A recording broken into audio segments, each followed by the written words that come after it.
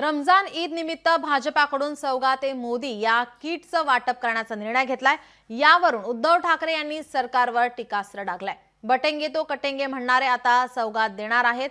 ही सौगात ए मोदी नाही तर सौगात ए सत्ता आहे असा टोला ठाकरेंनी लगावलाय। हिंदूंच्या मंगळसूत्राचं रक्षण आता कोण करणार असा खोचक सवाल विचारत भाजपाने हिंदुत्व सोडल्याचं जाहीर करावं अशी मागणीही उद्धव ठाकरे यांनी केली आहे। तर अर्थसंकल्पीय अधिवेशनात सत्ताधाऱ्यांची पाशवी बहुमताची मस्ती दिसली। लाडक्या बहिणींना 2100 देण्याबाबत काहीच बोलले नाहीत अशी टीकाही उद्धव ठाकरे यांनी केली आहे। पाशवी बहुमत मिळवलेल्या अस्वस्थ सरकारने मांडलेला निरर्थक संकल्प होता। हताश आणि निराशावादी असा अर्थसंकल्प। ज्या ज्या गोष्टी यांनी निवडणूक जिंकण्यासाठी थापा रूपाने मारलेल्या होत्या त्याच्याबद्दल कुठेही काही वाच्यता झालेली नाही। आणि तसं पाहिलं तर ही अस्वस्थता लपवणारं हे अधिवेशन होतं, अपयश लपवणारं हे अधिवेशन होतं। लाडक्या बहिणीला 2100 रुपये देणार होते त्याच्याबद्दल कुठेही वाच्यता नाही, कधी देणार काय देणार याच्याबद्दल कुठे काही नाही।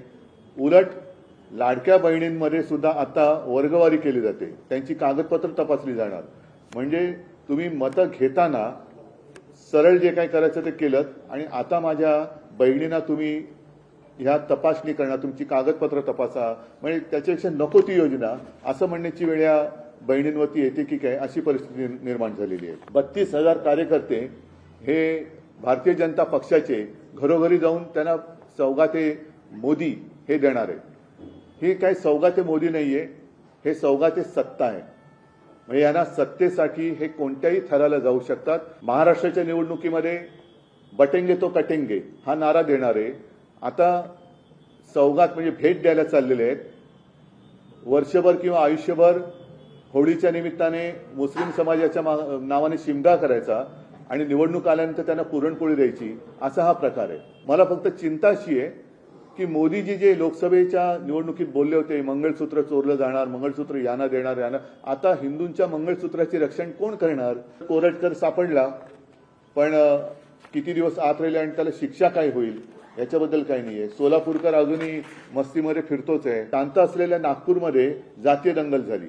खरं म्हणजे आम्हाला आता असा संशय येतोय की एकूणच मुख्यमंत्री सगळ्यांना सावरण्याचा प्रयत्न करतायत केविलवाणा, तारेवरची कसरत त्यांना करायला लागते।